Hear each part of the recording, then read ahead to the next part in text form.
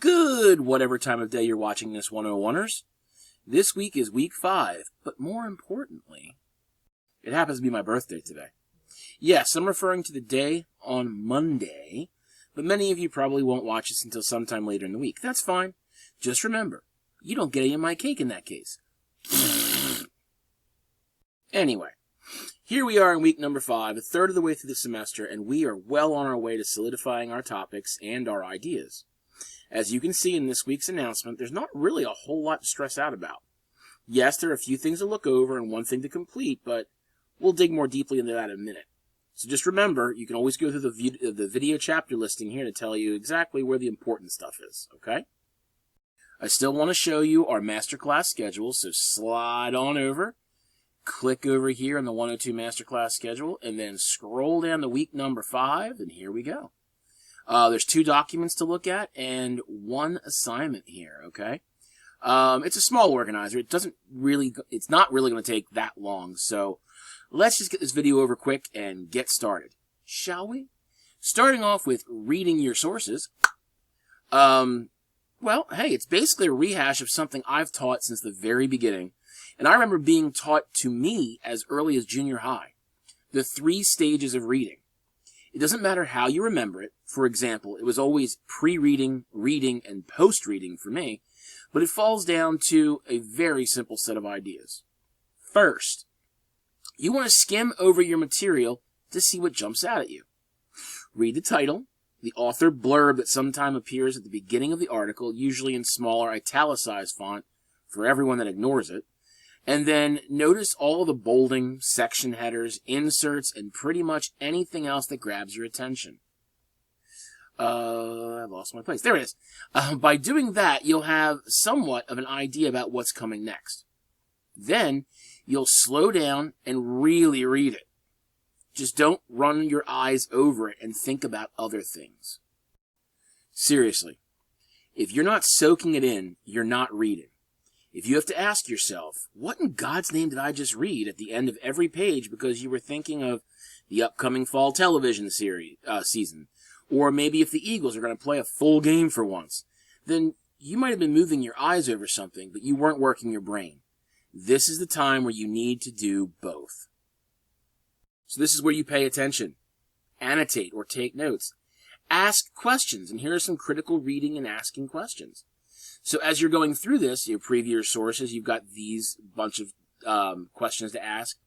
Reread and annotate what words are referenced. Do I need to look up? And honestly, we live in a society today where it is absolutely unacceptable to not know what a word means. Everyone has their phone with them at all times. All you have to do is speak to Siri or Google and ask what a definition is. And he or she or they or them or whatever is going to tell you, oh, it means this, okay? Take the time to do that.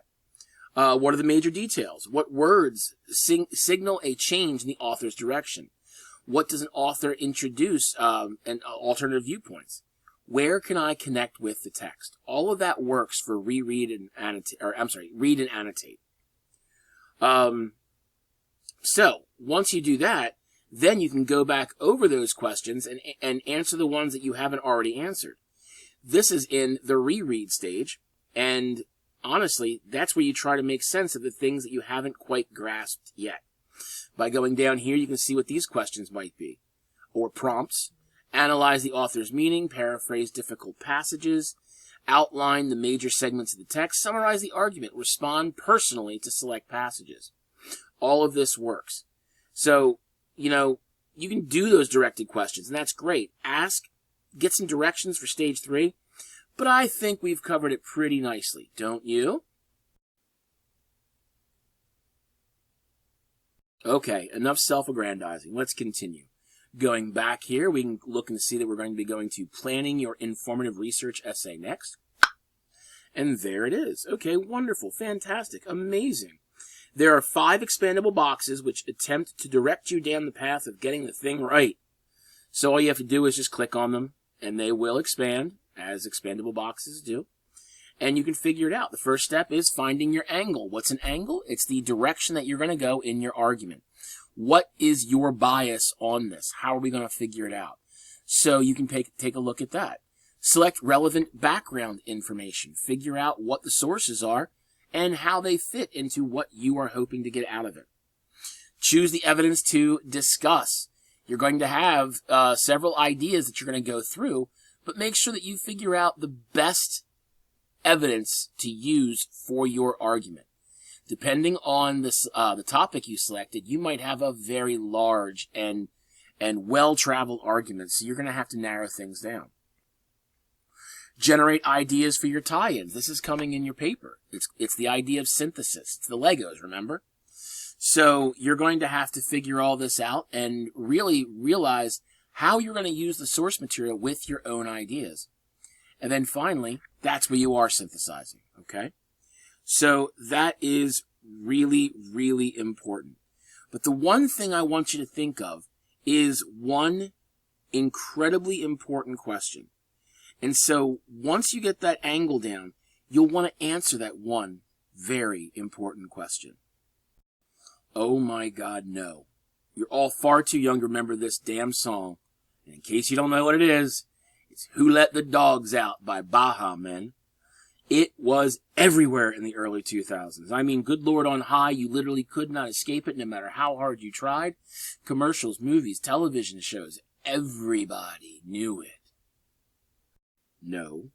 The question I want you to ask is, if I were ignorant of this topic, what would I want to know in order to move forward? If you can help your reader get a little experience with your topic, you can guide them through the ideas that you feel are important. Then you can show them the evidence that makes the most sense and is the most relevant to your angle. You can start to create your own world for them to walk in, and that is writing, folks. Your world building. You want your reader to forget about their daily lives and live and breathe with what you provide for them. I know that sounds creepy and narcissistic, but think about the best books you've ever read. It's almost a letdown when you finish, isn't it? So going back here, we can see our only assignment for the week. It's a planning document, and we click on this, and we get over to here. It's a planning document that is really going to help you with two sources for this unit. You'll need to clearly illustrate the links between the two and how they deal with your topic. First, you're going to want to click on this link right here and download the file to your computer to work on it. It's going to look like this. There was another template for this that someone else made up, but I hated it. I redid it. Yeah, it looks like this, and it's beautiful and gorgeous and amazing and awesome. I mean, I don't want to brag, but yeah, I'm good at this. Anyway, the needs are pretty clear. You just have to put the most pertinent information in the boxes up top regarding your topic. Title and URL in this box. And then you're going to have the author in this box and the year of publication or update here. Now, if you see a year with a copyright symbol in front of it, that's the C in a circle in case you don't know what that is, ignore that. An author can write something 1 year and then copyright it every set number of years after that without ever changing a word. That doesn't mean you've got the copyright date, okay? Then, once you've done that up here with your two sources of opposing sides, excuse me, go down here to step 2 and you'll see the sample here. We're talking about the effects of binge watching. The first source here is in defense of binge watching. The second source here is problems caused by binge watching could go even deeper than previously thought. And what we're going to do is we're going to come up with a minimum of 3 research questions. Just so happens, what is binge watching? What is the opinion of binge watching? And why do people binge watch? So Elizabeth Cohen has a definition of what binge watching is that she's going to put here. And then Lindsay Dodgson has a definition that we're going to put here. Then, what is Elizabeth Cohen's opinion of binge watching? We're going to put that in this box. What is Lindsay Dodgson's opinion of binge watching? We're going to put it in this box. And then the third question, why do people do this? Okay, well, they have 3 samples from Cohen that we're going to put in there. You have 1 big sample from Dodgson that you're going to put right in there. And that's how you're going to do it. Basically, it's a matter of finding items in both articles that they have in common. Usually, it's the central definition of the topic and the fact that both articles tackle it divergently and differently. Then, well, you might even want to provide different reasons why this happens. You'll copy and paste the material. As you can see, everything here is directly quoted. And you'll put them in these boxes here with a brief citation or a paragraph that the material came from. So you can see this came from Cohen, 2017, paragraphs 7 and 8, and so forth. Excuse me. So down here, it's your turn. Now, I gave you 4 boxes. You are welcome to do 4 questions. But I would like you to do a minimum of 3, and make sure that the question is answered in both articles. If it's only answered in one article, you can't use it. You have to find a new question, okay?